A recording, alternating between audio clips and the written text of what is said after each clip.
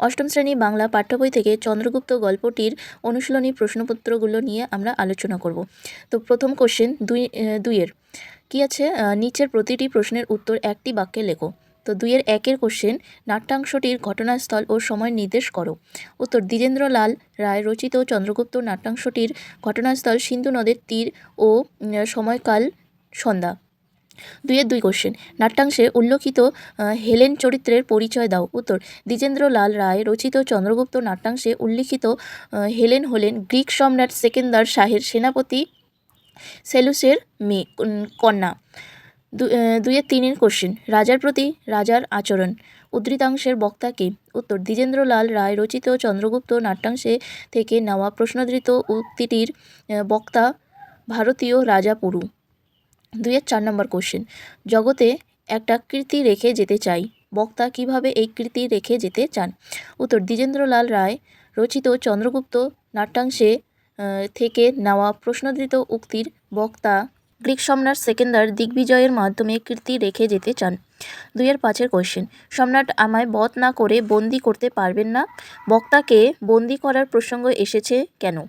উত্তর, দ্বিজেন্দ্রলাল রায় রচিত চন্দ্রগুপ্ত নাট্যাংশে চন্দ্রগুপ্ত গ্রিক শিবিরে প্রবেশ করে গ্রিক সেনাপতি সেলুকাসের কাছ থেকে যুদ্ধের কৌশল শিখে নিচ্ছিলেন।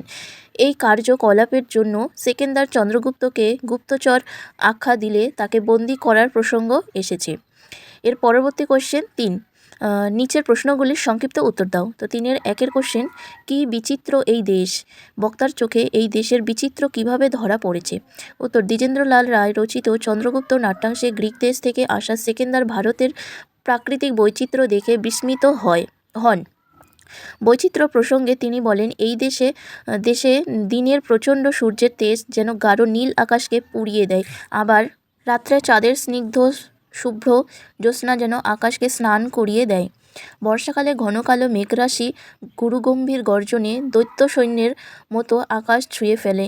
এই ভূখণ্ডের একদিকে হিমালয়ের আকাশচুম্বী বরফের চূড়া শান্তভাবে বিরাজ করেছে, অন্যদিকে এদেশের নদ নদী কুলকুল শব্দে উন্মাদভাবে ছুটে চলেছে।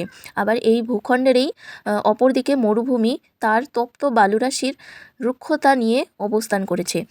তো তারপরে কোশ্চেন 3-এর 2, ভাবলাম এ একটা জাতি বটে, বক্তা কি, তার এমন ভাবনার কারণ কি? তো প্রথম কোশ্চেনের জন্য উত্তর লিখবে, দ্বিজেন্দ্রলাল রায় রচিত চন্দ্রগুপ্ত নামক নাট্যাংশে থেকে নেওয়া প্রশ্নোদ্ধৃত উক্তির বক্তা হলেন সেকেন্দার শাহ। তারপরের কোশ্চেনের একটু প্যারা করে লিখবে, গ্রিক সম্রাট দিগ্বিজয়ী বীর সেকেন্দার শাহ এর সাথে ভারতের পুরুরাজের যুদ্ধ বাঁধলে যুদ্ধে পুরুরাজ পরাজিত হয়। যুদ্ধে পরাজিত পুরুরাজকে সেকেন্দার শাহ এর কাছে আনা হলে সেকেন্দার প্রশ্ন করে, তার থেকে পুরুরাজ কেমন আচরণ প্রত্যাশা করেন? এর উত্তরে পুরুরাজ বলেন, তিনি সেকেন্দারের থেকে রাজার প্রতি রাজার যেমন আচরণ তেমন আচরণ প্রত্যাশা করেন। এই উত্তরের মধ্য দিয়ে পুরুরাজের আভিজাত্য, আত্মসম্মান, শৌর্য ও সাহসিকতা প্রকাশিত হয়েছিল। তাতেই গ্রিক সম্রাট চমকিত হন এবং ভারতবাসীকে আলাদাভাবে চেনেন। 3-এর 3 কোশ্চেন, এ দিগ্বিজয় অসম্পূর্ণ রেখে যাচ্ছেন কেন সম্রাট? এ প্রশ্নের উত্তরে সম্রাট কী জানালেন? উত্তর, দ্বিজেন্দ্রলাল রায় রচিত চন্দ্রগুপ্ত নাট্যাংশ থেকে নেওয়া উল্লিখিত প্রশ্নের উত্তরে সম্রাট সেকেন্দার জানান, দিগ্বিজয় সম্পূর্ণ করতে হলে নতুন গ্রিক সৈন্যের প্রয়োজন। সুদূর মাসিডন থেকে রাজ্য জনপদ তৃণসম পায়ের নিচে পিষে ঝড়ের বেগে শত্রুপক্ষকে ধোঁয়ার মতো উড়িয়ে দেয়। নিয়তির মতো দুর্বার, হত্যার মতো করাল, দুর্ভিক্ষের মতো নিষ্ঠুর হয়ে অর্ধেক এশিয়া জয় করে তিনি অবশেষে বাধা পেয়েছেন শতদ্রু নদীর তীরে। সেকেন্দার শাহের অপ্রতিরোধ্য সৈন্যদল পুরুরাজের সঙ্গে যুদ্ধে ক্লান্ত ও অবসন্ন। পুরুরাজের সঙ্গে যুদ্ধে জিতলেও সেকেন্দার উপলব্ধি করেছিলেন, ভারতবর্ষের শৌর্যবান ও বীর রাজাদের সঙ্গে লড়াই করে দিগ্বিজয় সম্পূর্ণ করতে গেলে তার নতুন সৈন্যের প্রয়োজন। 3-এর 4 কোশ্চেন, ভারতবাসী মিথ্যা কথা বলতে এখনও শিখে নাই, বক্তাকে কোন সত্য সে উচ্চারণ করেছে? প্রথম কোশ্চেনের জন্য উত্তর লিখবে, দ্বিজেন্দ্রলাল রায় রচিত চন্দ্রগুপ্ত নাট্যাংশ থেকে নেওয়া প্রশ্নোদ্ধৃত উক্তির বক্তা কেন্দ্রীয় চরিত্র চন্দ্রগুপ্ত। তারপরে দ্বিতীয় কোশ্চেনের জন্য প্যারা করে উত্তর লিখবে, চন্দ্রগুপ্তকে অ্যান্টিগোনস গুপ্তচর ভেবে সেকেন্দারের সামনে নিয়ে আসেন। তার বিরুদ্ধে অভিযোগ ছিল যে পাশে বসে শুকনো তালপাতায় কী সব যেন লিখছিল। সেকেন্দার চন্দ্রগুপ্তের কাছ থেকে সত্য জানতে চাইলে চন্দ্রগুপ্ত জানান তিনি গ্রিক সেনাপতি সেলুকাসের কাছ থেকে 1 মাসের বেশি সময় ধরে গ্রিক সম্রাটের বাহিনী চালনা, বৃহৎ রচনা প্রণালী, সামরিক নিয়ম এই সব শিখেছেন। গ্রিক সৈন্য কাল চলে যাবে শুনে চন্দ্রগুপ্ত এদিনে যা শিখেছেন তা শুকনো তালপাতায় লিখে নিচ্ছিলেন। 3-এর 5 নম্বর কোশ্চেন, আমার ইচ্ছা হলো যে দেখে আসি। বক্তা মনে কোন ইচ্ছে জেগে উঠেছিল, তার পরিণতি বা কী হয়েছিল? উত্তর, প্রথম কোশ্চেনের জন্য উত্তর লিখবে দ্বিজেন্দ্রলাল রায় রচিত চন্দ্রগুপ্ত নাট্যাংশে চন্দ্রগুপ্ত ছিলেন মগধের রাজপুত্র। তার বৈমাত্রেয় ভাই নন্দ তাকে নির্বাসিত করায় তিনি প্রতিশোধের উপায় খুঁজছিলেন।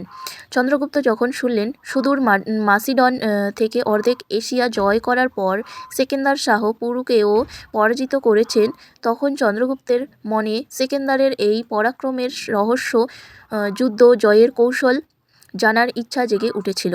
তার পরের কোশ্চেনের জন্য প্যারা করে উত্তর লিখবে চন্দ্রগুপ্ত তার হৃতরাজ্য পুনরুদ্ধারের অভিপ্রায়ে সেনাপতি সেলুকাসের কাছে তিনি গ্রিক সম্রাটের যুদ্ধ জয়ের কৌশল শিখে নিচ্ছিলেন। সেই কৌশলগুলি তালপাতায় লিখে নেওয়ার সময় চন্দ্রগুপ্ত ধরা পড়ে যান। তবে শেষ পর্যন্ত সেকেন্দার সাহস চন্দ্রগুপ্তের কথায় সন্তুষ্ট হয়ে তাকে দিগ্বিজয়ী হওয়ার আশীর্বাদ দেন। কোশ্চেন নাম্বার 4, নিচের উদ্ধৃত অংশগুলির প্রসঙ্গ ও তাৎপর্য আলোচনা করো। তো 4-এর 1-এ কী আছে? এ শৌর্য পরাজয় করে আনন্দ আছে। তো এটার জন্য আমাদেরকে প্রথমে প্রসঙ্গ লিখতে হবে। এটা কার প্রসঙ্গে বলা হয়েছে? উত্তর লিখবে দ্বিজেন্দ্রলাল রায় রচিত চন্দ্রগুপ্ত নাট্যাংশে কোনো এক সন্ধ্যায় সিন্ধু নদের তীরে দাঁড়িয়ে রাজা পুরুর ব্যক্তিত্ব ও সাহসিকতার বর্ণনা প্রসঙ্গে সেকেন্দার শাহ আলোচ্য উক্তিটি করেন। এবার তাৎপর্য কী হবে? মাসিডন থেকে দিগ্বিজয়ের বেরিয়ে অর্ধেক এশিয়া জয় করে সেকেন্দার এসেছে ভারতভূমিতে। এই জয়ের পথে কোথাও তাকে কোনো প্রবল বাধার সম্মুখীন হতে হয়নি। দুর্বল শত্রুকে পরাস্ত করে সেকেন্দারের বীর হৃদয়ে তৃপ্ত হয়নি। তাই ভারতে এসে বীর প্রতিপক্ষ পুরুকে পরাজয় করে তিনি আনন্দিত হয়েছিলেন। 4-এর 2-এর কোশ্চেন, সম্রাট মহানুভব। তো প্রসঙ্গ এখানে প্রথমে আমরা লিখব উত্তর, দ্বিজেন্দ্রলাল রায় রচিত চন্দ্রগুপ্ত নাট্যাংশে সেকেন্দার শাহ পুরুর সাহসিকতা ও বীরত্বের মুগ্ধ হয়ে তাকে হৃতরাজ্য ফিরিয়ে দিয়েছিলেন। এই প্রসঙ্গেই সেলুকাস গ্রিক সম্রাট সেকেন্দার শাহের উদ্দেশ্যে এই উক্তিটি করেছিলেন। তাৎপর্য লিখবে অর্ধেক এশিয়া জয় করে সেকেন্দার শাহ প্রথম বাধা পান শতদ্রু নদীর তীরে পুরুরাজের কাছে। সেকেন্দার পুরুকে পরাজিত করে তাকে বন্দী করে জিজ্ঞাসা করেন যে পুরু তার কাছে কেমন আচরণ প্রত্যাশা করে। প্রত্যুত্তরে পুরুরাজ বলেন রাজার প্রতি রাজার আচরণ।